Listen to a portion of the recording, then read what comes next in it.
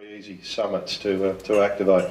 So I don't know if we've left the best till last. I don't really know about this, but I probably should have altered the schedule. But Larry is going to talk again about the VK5 National Conservation Parks Award and the Worldwide Flora and Fauna program, which I'm involved in as well. And Larry's very, very keen, as is John and David and Arno and quite a few other people here. So, and then that'll finish for the day, the presentations. Then we'll have a bit of a open question session, and then back home for beer, I think. Sounds good to me. Thanks, Paul. Well, really, Paul should be giving this session, since he is Mr. Sangpar and Mr.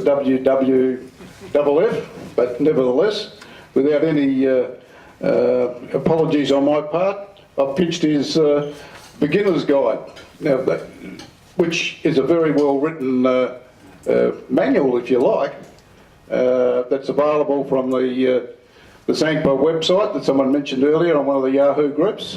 I think that's right, Paul, isn't it? Or was it on your WordPress site? One of the two. And for those who are interested in getting out and about, that's a great beginner's guide. It really is. It goes into quite some detail about what those particular programs are, how the points are scored by both the activators and the hunters, the difference, and there are some subtle differences between SOTA and the VK5 Parks Awards, and also the WWFF. But what they do have in common is they're all portable awards designed to get you off your butt and outside. And to be quite frank, that's one of the things that really interests me, because it gives me the opportunity of getting out to places which I wouldn't normally go to. I've been to some fabulous parks in South Australia that I didn't even know existed. I'm sure Paul will agree with that. And you get out there, operating portable out bush, you can enjoy the fresh air and all that type of thing, but one big advantage you have is you can hear a pin drop out there. Yes. The noise floor is so low that those of you who are stuck in an urban environment and got to put up with the plasma TVs next door and all the other RF generators that modern society has, once you get out bush, it's like a different world. You only need low power. You only need very simple equipment, if that's all you got to take, and you can have a ball. And I do. I get out there as often as I can because it's I don't know whether it's good for the soul or what. But I have the opportunity of combining two of my loves. I love getting out bush anyway. I always have. I'm a bushie from way back. I spent many 35 years in Darwin. Used to getting out as often as I probably as I could. Now that I'm retired, I have more time to do that sort of thing. And this gives you another excuse for getting out and to go to places, as I said earlier, that you wouldn't normally go to. You know, what more could you want? There are many people involved in this this program who simply can't operate at home because of the noise and whatever else. So they get out, and that's their escape. And I don't need a reason to get out, but it's not a bad one. Okay, what are the differences? Well, there are some subtle differences, and looking at, it's a bit hard to read, but anyway, I certainly recommend that those who want to, I'll see if I can blow that up a bit.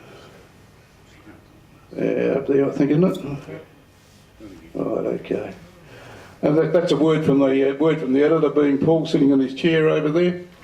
And SOTA is a way, as Ian pointed out, climbing up mountains. You don't, if you're like me, my days of climbing mountains are probably well behind me if they were ever there at all. I've done a few, but getting out to parks, easy. You can find a park anywhere that you can get to.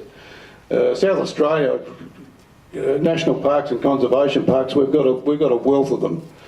I forget the exact numbers, something like 21, is it? 21 national parks? 267 conservation parks and some more. Does that include the ones added on the weekend? Yeah.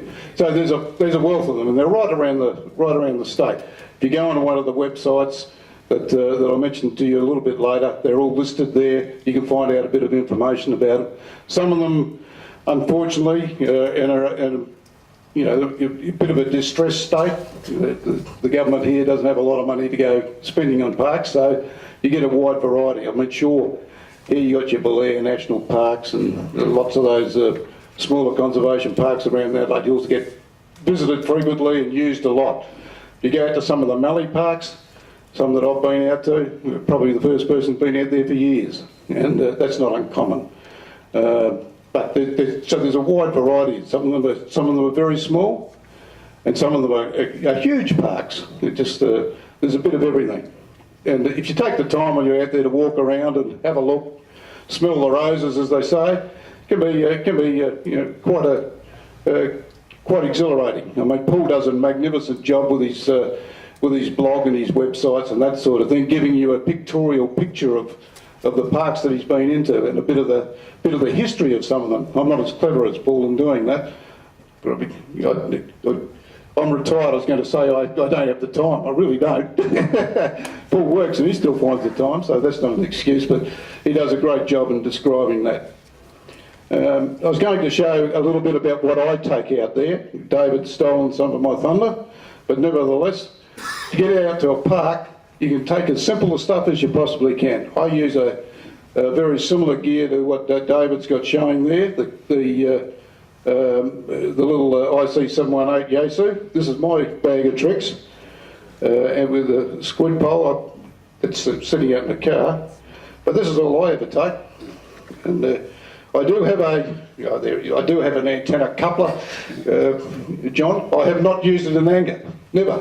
But it's there in case I ever do need it, particularly if I break an antenna or something like that.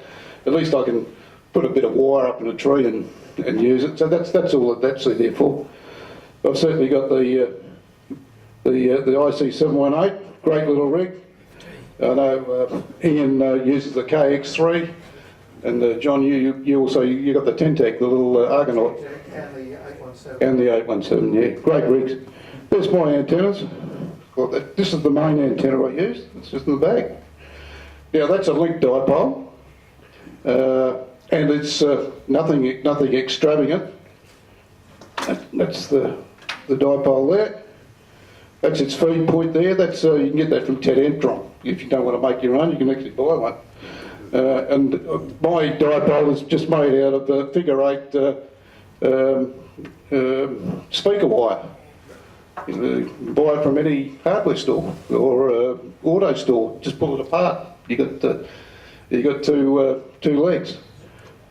Zip cord. Yeah, the Yanks call them zip cord.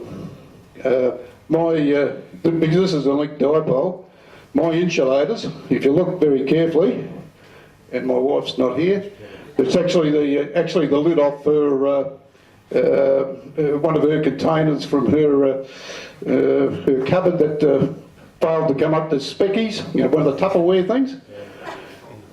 Well, I cut the lid off and I'd use that as the insulators. Fantastic, because you can't break the damn things and they're quite flexible. And my links, I don't use crocodile clips, I've just got bullet connectors in there. But I do put a little bit of Almanox with them so that they don't corrode or anything else. I haven't even crimped those, they're just tied on with a cable tie there.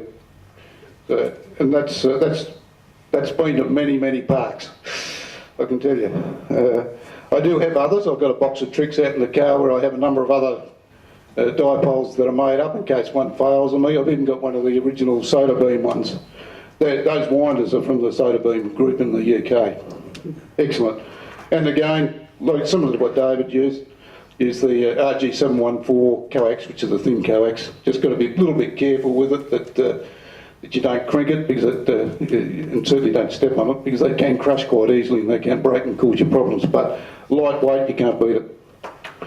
And that's my little essential piece of gear. If you're using UTC time, that's my little UTC clock. Instead of my battery power, of course it's got a battery in it, but I only keep that in emergencies. I've got a little battery back out in the car, which is just a couple of gel cells. That's all I use. Because basically in the Parks Awards area, you don't need, you're not worried about weight so much as you're not climbing a mountain dragging things around with you. So use whatever you got, and that's what I do. But moving on a bit, I'm sort of getting off a bit here, but I can certainly recommend this little digest there. It explains a little bit about it. Go down a bit. Oh, here we are. they're your awards that you can get from the Sandpur. I've got the right ones? Yeah. There we go, yeah. This is actually sponsored by the AHA's group, and Paul being the manager of it all. He's done a magnificent job in designing the certificates that you can earn as both an activator and as a hunter. There's a slight difference in terminology between chasers and activators and hunters and activators, but hunters and chasers, depending on which award you're in, are exactly the same thing. People sitting in their shack at home looking for you as an operator, either out in a park or up a peak on doing SOTA or whatever. Paul's has a whole